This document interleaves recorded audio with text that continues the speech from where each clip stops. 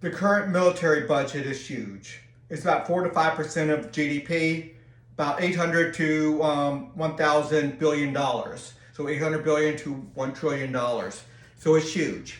So I'm thinking we can get more capabilities out of the military budget for that 800 to $1,000 billion with a more free enterprise. It's not going to be totally free enterprise, half free enterprise. Let's discuss that. So competitive military is competitive funding based off capabilities. So we're going to have private military corporations. Anybody can buy stock in those and have voting rights in that. It will still be controlled by elected commander-in-chief, so there's a lot of oversight. It's full structure, got hierarchy and everything. Better oversight than I think we currently have. So let's keep on going. It is widely reported with thousands of that there's waste, that with thousands of examples of waste. We have outdated weapon systems. We have useless personnel on occasion. So there's no doubt that everybody in the military can look at different situations and said that person's not really contributing to our military might, our military capability. They're not advancing that. We have excessive benefits in some areas because politicians want to buy the vote of the military. So they give them some significant benefits, and sometimes that is not tuned correctly, and it becomes ballooned and big part of the budget, and it takes a big part, larger part of the budget than they thought. Their HR policy sometimes creates situations where now you need 100 people where it used to take 80 people because you're giving people time off, maternity leave and paternity leave and all that type of things. And thousands of examples of HR type of rules that now we need more people to do that mission because HR rules say that you get a certain amount of time off, or you get to be on light duty, you get to do this or whatever. Some of those things could be good. I'm just saying the HR rules have expanded that. Congressmen wanting jobs in their districts are motivated to keep an ineffective or outdated weapon system factory operating to give their voters jobs.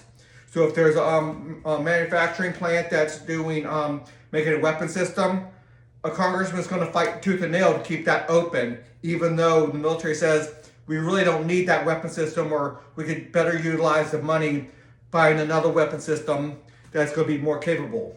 But the congressman is motivated to get elected.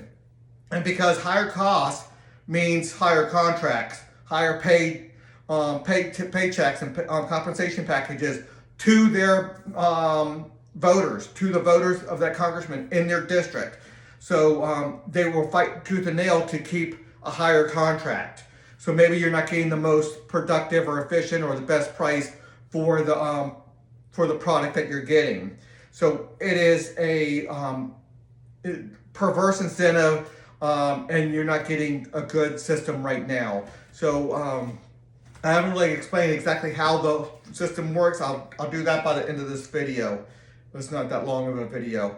Having 50 very large military corporations, so these are trillion-dollar companies, probably at least $100 billion per military corporation.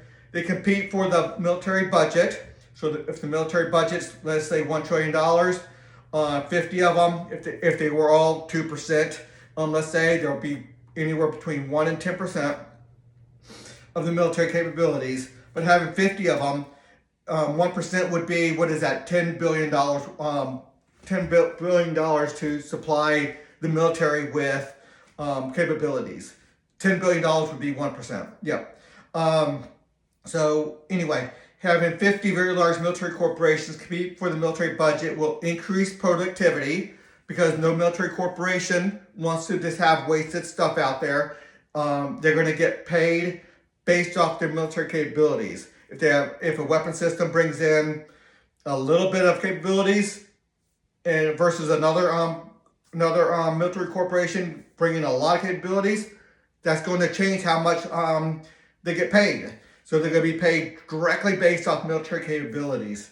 and reduce, so they will have a lot of high motivation to reduce ineffective or outdated weapon systems. No congressman is going to be able to say, you have to keep that weapon system built in my district. Maybe they can talk to the weapon system provider and say, you need to do better, you need to retool, you need to create a better weapon system, whatever the case may be. But the congressman cannot stop that at that point. With the balance of attracting the best personnel with wages and benefits. So there's always a balance in there.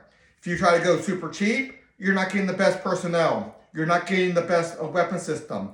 And that's going to directly result in not getting as large of a percentage of the military budget. So if you get a better weapon system, a better personnel, your capabilities are going to be larger. So there's always going to be a balance in there.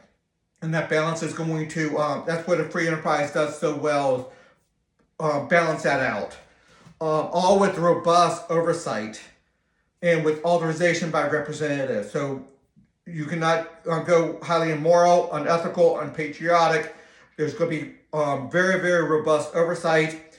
And you cannot even serve in the military unless you get authorization by representatives. So anybody that has trying to say we have military capabilities, they have to have an authorized person operating that to be a military capability. You have to have authorization. So there's oversight and significant oversight. Here's a foreign protection system, the military capability system on Sector 9 there. That's the funding mechanism. They get 5% of GDP, and then they will fund all 5 sectors. Obviously, Sector 8, the military corporations, will be the big bulk of it. Probably over 80-90% of it will be in military corporations, and that's where the weapon systems will be. The commander-in-chief sector, that's all the whole officer corps. They will decide how much they're going to give them. The diplomats, they will decide how much they're going to give them and how extensive that should be. Military Authorization Agency, that's the representatives that authorize. So that's going to be pretty robust. But that's just personnel deciding whether somebody's patriotic enough, ethical enough, low corruption, and the like. Are you doing what you're supposed to do? Making sure oversight is there. So that's what that does. So that's the system. And most likely you're going to have that military capability system that says I want 5% of the money going towards tanks, 20% going towards aircraft, another 20% going towards aircraft carriers, another 5% going towards cyber warfare, or let's say 5% going towards space, the Space Force and the like. And every military corporation can go for any part of that budget that they do it. So if 5% goes towards space, then anybody in any of the 50 military corporations can go after that 5% and get a portion of that if they show capabilities. Okay, that's 5 of the sectors of the economy. That's the foreign protection system, 6, 7, 8, 9, and 10. You got the other 30 sectors, and that's what that reform is there. A lot more to see at Haley2024.org. Until the next video.